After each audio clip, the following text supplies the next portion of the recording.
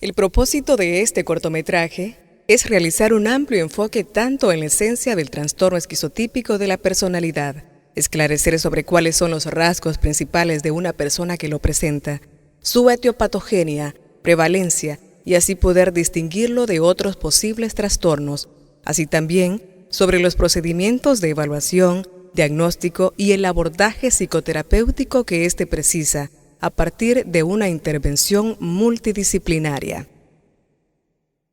Para el desarrollo de este documental, hemos contado con la colaboración de profesionales de la salud mental, quienes, a través de su amplio conocimiento, experiencia clínica y práctica, nos orientaron en nuestra búsqueda de información acerca del trastorno esquizotípico de la personalidad.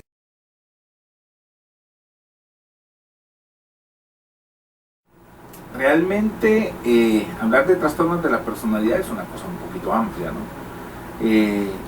Durante mucho tiempo, aproximadamente en los últimos 10 años, manejamos la idea de que los trastornos de la personalidad los clasificábamos específicamente por un nombre, es decir, de pronto el trastorno esquizotípico, el trastorno esquizoafectivo, el trastorno esquizoide, que es los que existen de ese grupo, y los clasificábamos así. Sin embargo, nosotros sabemos ahora que la clasificación de los trastornos de la personalidad se hace más por grupos o por clúster.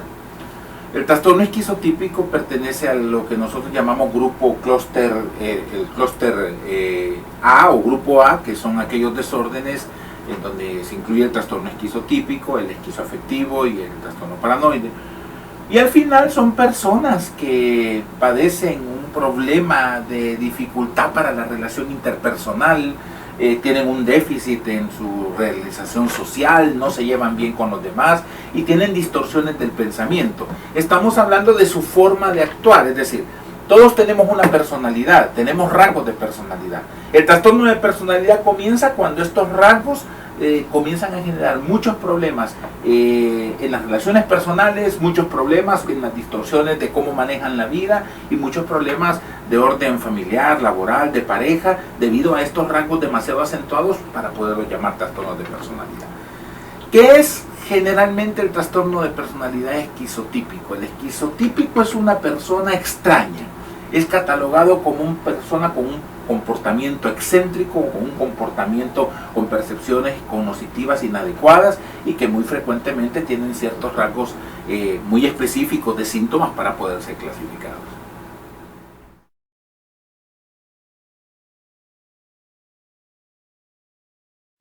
Los trastornos de la personalidad realmente son multifactoriales, la etiopatogenia es multifactorial, no es un solo factor. Hoy se habla de básicamente la clasificación en casillas de la etiopatogenia, de los trastornos de personalidad de Nemerov, que dice claramente, bueno, hay 5 casillas que hay que llenar.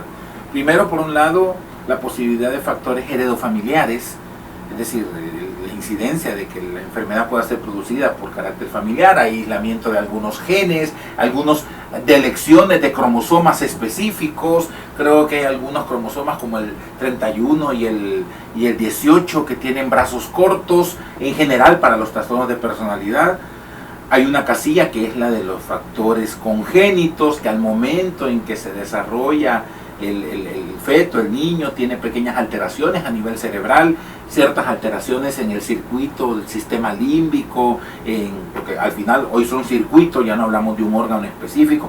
Tengo el hipocampo más chiquito, no, son circuitos cerebrales los que funcionan en todas las patologías mentales, que es la teoría neurobiológica, que hay algo en el cerebro que no funciona bien, neurotransmisores, sustancias, sinapsis de sustancias.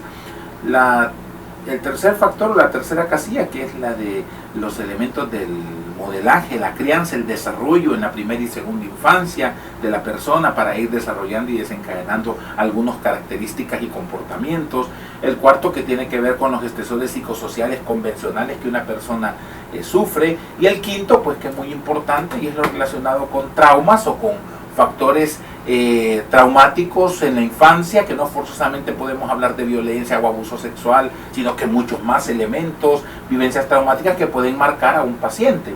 El caso de los pacientes con trastornos de personalidad por dependencia, que que sabemos que los marca es algunas situaciones de pérdidas de personas muy queridas o gente muy cercanas durante la primera infancia.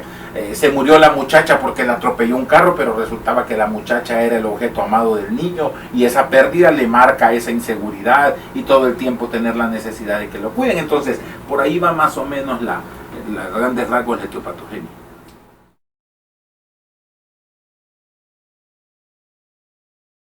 Existen una serie de criterios básicamente metidos en dos grandes grupos de clasificaciones taxonómicas, ¿no? Una de ellas es el DSM-5, que ya salió la 5ª edición, que es el Manual Estadístico de Desórdenes Mentales y del Comportamiento de la Asociación Americana de Psiquiatría, que realmente eso nació como una cosa que había que ponerle nombres con ciertos códigos a las aseguranzas, que es como se maneja la salud pública en Estados Unidos. Pero luego comenzó a tener auge científico y se formó como una de las grandes escuelas. Y el otro es la Clasificación Internacional de Enfermedades en su 10ª edición, el CIE-10, que hay que esperarse. Ya en febrero, marzo del otro año sale la 11, la va a tirar OMS, y ellos ponen cierto tipo de criterios y te dicen, vale, por ejemplo, el paciente tiene que cumplir por lo menos 5 de los siguientes para que sea diagnóstico, o por lo menos 4 de los siguientes. Entonces el DSM-5, por ejemplo, dice claramente, vale, básicamente el paciente tiene que tener 5 de los siguientes criterios. Número 1, ideas de referencia. Pero no ideas de referencia como las ideas referenciales que tienen los pacientes esquizofrénicos. No, sino que ideas de referencia puras. El paciente esquizofrénico tiene unas ideas referenciales, por ejemplo, que siente que los demás se ríen de él, los demás se burlan de él, pero porque él se siente que hay una voz o un pensamiento que le da un poder especial y los demás no. Las ideas referenciales puras es la sensación de que todo lo que pasa alrededor mío tiene que ver conmigo. O sea, aquellos que se están riendo allá al fondo, se están riendo de mí, no se están riendo de un chiste. 2. Creencias raras. Y así dice el DSM-5, pensamientos que vos encontrás como mágicos o como de alguna manera como extravagantes. La superstición entra aquí, pero no la superstición del ente cultural. El paciente que, por ejemplo, viene y te dice, mire, yo creo que al niño le han hecho mal. Bueno, pero eso es una situación de orden antropológica cultural. Pero las creencias anormales son, no, es que mire, doctor, fíjese que yo tengo una compañera que cada vez que me mira a través de los ojos me tira unos rayos y que esos rayos entran en mi mente y como dominan mi pensamiento. Entonces estoy pensando ya en pensamientos excéntricos. O mire, es que yo soy gnóstico y me subo en cuerpo astral y cuando me subo en cuerpo astral siento que todas las almas malas se me pegan. Pensamientos extraños, pensamientos de clarividencia, de sexto sentido. Mirad, ya viste, te nos quedó viendo. Yo ya sabía que nos iba a voltear a ver. O sea, como hallarle algún tipo de explicaciones especiales a las situaciones cotidianas y convencionales, pues. Entonces son fantasías, preocupaciones extrañas. Muy frecuentemente el esquizotípico, que es del que estamos hablando, tiene este tipo de preocupaciones existenciales. Y si de pronto se acaba el oxígeno en el mundo, pues sí, pero no se va a acabar así de un solo, pues, ¿verdad? Este tipo de ideas. Hay también experiencias perceptivas inhabituales, no alucinaciones. Las alucinaciones son propias de la psicosis, pero sí ilusiones corporales. Fíjate que yo estaba acostado y de pronto vi que las manos se me hicieron largas y se me hicieron unos brazos enormes, largos, como ramas que llegaban hasta la parte de abajo del sol, y sentía que me quemaban los dedos, que parecieran risibles, pero son percepciones o percepciones, nosotros le llamamos senestésicas. También hay pensamientos y un lenguaje raro, pues, sobreelaborado, estereotipado. Son personas muy inteligentes que ocupan un lenguaje extraño. Recuerdo un paciente que decía que hablaba en hebreo y no, era un lenguaje inventado por él, pues, ¿verdad? No era hebreo. Suspicacia, paranoia, a todo le tengo desconfianza. No, es que la policía está ahí enfrente, pero es por mí, es porque me quieren dañar a mí, ¿no? A lo mejor la policía solo está parqueada tomándose un café. De pronto, afectividad inapropiada, se restringen mucho por la misma situación de la desconfianza y de creer que los demás se burlan de ellos o están pendientes de ellos. Son personas con comportamientos raros, excéntricos, peculiares, visten extraño, no emo, no rocker, no funk, no punk, sino que extraños, pues raros, uno los nota. Estamos en San Miguel, puta, y aparezco con un sobre todo, ¿verdad? Y con una bufanda, y híjole, aquí qué onda, ¿verdad? ¿Qué pasó? No tienen relaciones interpersonales cercanas, les hacen falta amigos, tienen mucha desconfianza, especialmente de las personas alrededor de ellos, sus compañeros de clase, incluso de sus familiares de primer rango. Les contaba de un paciente que cada vez que la hermana le servía el vaso de leche y se servía ella los cambiaba, porque no vaya a ser que estuviera envenenado. Y por último, tienen mucha ansiedad social, o sea, de pronto ellos no familiarizan con nadie. Hay de un esquizotípico que se sienta a comer en público, hay de uno de ellos de que pueda en un momento determinado compartir con un grupo y platicar. Siempre están pensando que los demás tienen juicios negativos e inadecuados de ellos.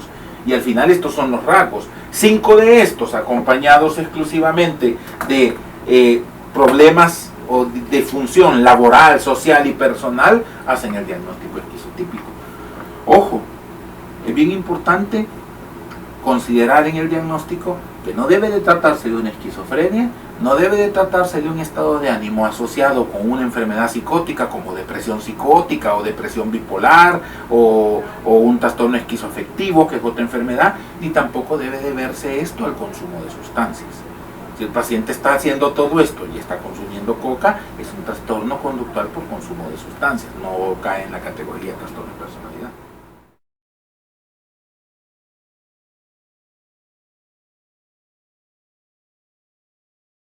La comorbilidad generalmente es con enfermedades del perfil de la psicosis, ¿no? De pronto un esquizofrénico puede debutar con un primer episodio agudo psicótico. Y cuando uno comienza a investigar, pues mire, fíjese que hoy comenzó a no dormir, a no comer, a pensar que de los hoyitos del techo lo están vigilando y a ponerse agresivo, pero él tiene, desde que lo conocemos, siempre ha sido apartado, callado, ha tenido estas características. Generalmente la comorbilidad es con eso. Básicamente son 3 enfermedades. La comorbilidad del trastorno esquizotípico es con esquizofrenia y todas sus variedades de esquizofrenia, no solo la paranoide, con trastorno bipolar, especialmente el trastorno bipolar, el episodio actual depresivo con síntomas psicóticos. En el maníaco casi no se ve. Y con todas las alteraciones relacionadas con la dimensión de la psicosis, que puede ser la depresión psicótica, que puede ser, por ejemplo, hay una cosa interesante que son algunos desórdenes delirantes. Hay una cosa que se llama folie doux, que son un desorden delirante que se me ocurre que me han trasplantado las personas. No, este no es mi esposa o no es mi esposo, sino que es un extraterrestre que viene del planeta Monkey y se va a venir a meter. Ese tipo de ideas delirantes, pero que pueden estar relacionadas con esto. ¿Cómo afecta al paciente? Mal, porque el paciente tiene un deterioro laboral, social, individual malo. Estos pacientes pierden sus trabajos, tienen problemas con las personas con las que de alguna manera se relacionan. Y la familia tiene 2 opciones. Una es preocuparse y realmente buscar ayuda, o 2, el otro problema que muy frecuentemente pasa, y es la percepción de que, entre comillas y subrayado, es que él es así, es que él es raro, es que así era su abuelo, es que así han sido todos, es que él es callado, es que él no le gusta participar, es que cuando llega la visita a la casa mejor se va a esconder al cuarto porque siente que lo van a criticar. Y entonces uno comienza como a justificar estas acciones hasta que muchas veces la comorbilidad hace que tengan que consultar, pues hasta que un paciente se levanta en la noche con la idea de que lo van a matar y antes de que lo maten se va a defender y comienza con un corpo a perseguir a todo el mundo, te das cuenta que algo no anda bien, pues. Pero es por ahí la cosa. Por ahí anda la cosa de la comorbilidad y del hecho de que muchos de estos pacientes no funcionan a nivel familiar o social. Las parejas de muchos de ellos se descorren cuando se dan cuenta de las verdaderas características. Yo recuerdo un paciente con un trastorno esquizotípico de personalidad que no entendía por qué las mujeres que había tenido, que eran 3, lo habían dejado. Y era porque desencadenaba un cuadro celotípico en el que llegaba a esperar la esquina del trabajo y la seguía y la vigilaba durante todo el camino sin acercarse a ella, hasta que llegaba a su casa. Y entonces eso lo hacía constantemente, hasta que ella se dio cuenta y le preguntó que por qué la vigilaba, que por qué mejor no se acercaba y le hablaba. No, porque Él sabía que ella en algún momento la iba a engañar porque todas las personas, pues él tenía un don que le decía que las mujeres lo iban a dejar. Pues sí, así como se estaba comportando, cualquiera lo iba a dejar, ¿verdad?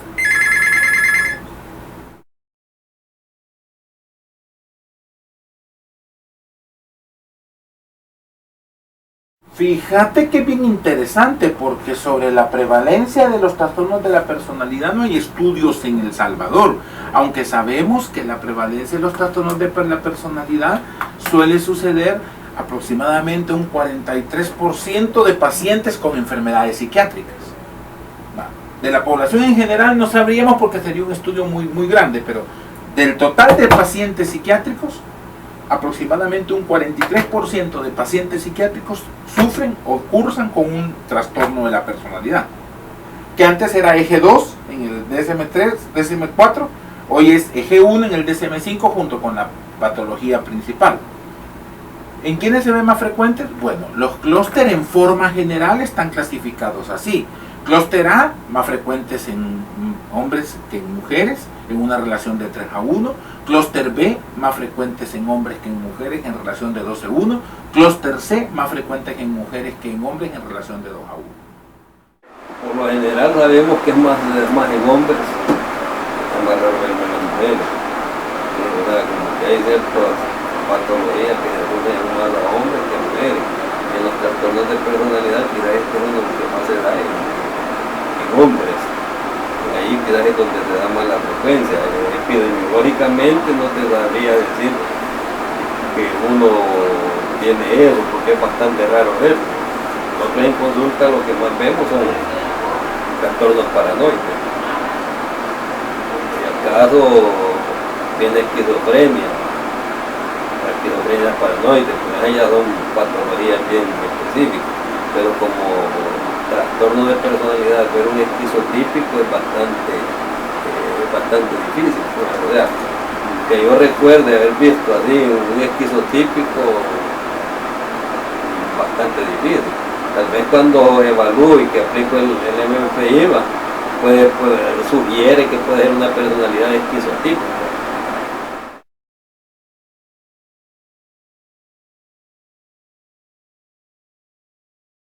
No pueden hacer el diagnóstico de trastorno de la personalidad a bajo de 18 años. Antes de eso, son rasgos, son temperamentos, ponerle el lado que le querrás poner. Melanie Klein dice que son rasgos de personalidad que pueden generar un pretrastorno. Otros como Otto Kerber dicen que, por ejemplo, ya se puede diagnosticar, por ejemplo, conductas de rasgos de personalidad. Por ejemplo, el trastorno sociopático de la infancia, que serán niños sociopáticos, o el trastorno evitativo dependiente de la infancia, o el trastorno oposicionista desafiante de la infancia, que ya sabes que va el primero a depresión o a un trastorno dependiente de la personalidad por dependencia, el segundo ya sabes que va a un trastorno histriónico de la personalidad, y el tercero ya sabes que va volviéndose un sociopático y un trastorno antisocial de la adultez. De los 18 en adelante se diagnostican los trastornos de personalidad. Antes de eso no se pueden diagnosticar.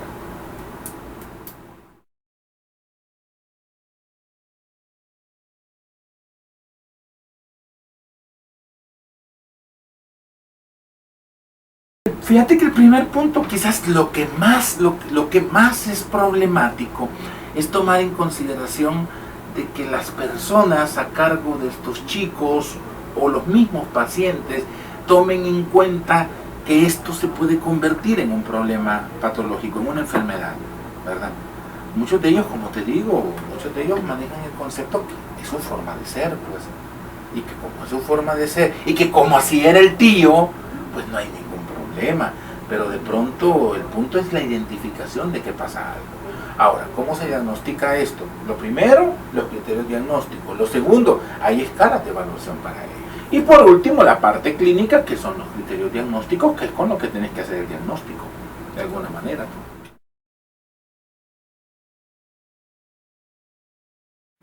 El problema es este.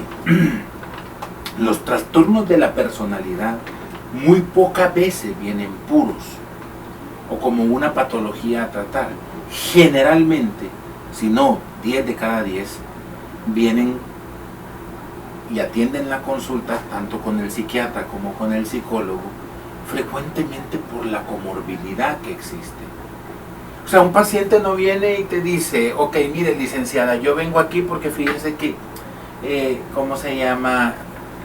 A veces se me meten ideas extrañas de que yo soy hechicera y que quizás puedo adivinar el futuro, y fíjese que a veces pues se me vienen pensamientos también un poco extraños de que mi cuerpo lo siento extraño, como que me saliera mi alma, y además de eso pues los demás piensan que yo soy extraña. No, muy pocas veces pasa eso, nunca pasa eso. El paciente viene porque está deprimido, porque el grupo familiar, social, laboral lo discrimina, lo ve de menos, lo hace sentir mal. El paciente viene porque se siente ansioso, nervioso, preocupado, o porque un familiar, después de escucharle el discurso, dijo, no, esto no está normal, voy a llevarlo donde alguien, ¿verdad? Entonces, muchas veces vienen los pacientes por la comorbilidad. Ahora, el tratamiento de los trastornos de la personalidad debe de hacerse básicamente valorando la discapacidad funcional, es decir, la discapacidad laboral, social, personal, de pareja, familiar, que el paciente pueda estar presente. Lo ideal es terapia cognitiva conductual. Lo ideal es comenzar a ver cuáles son sus situaciones. El tratamiento que a mí más me ha gustado en cuanto a este tipo de trastornos de personalidad es el cognitivo-conductual.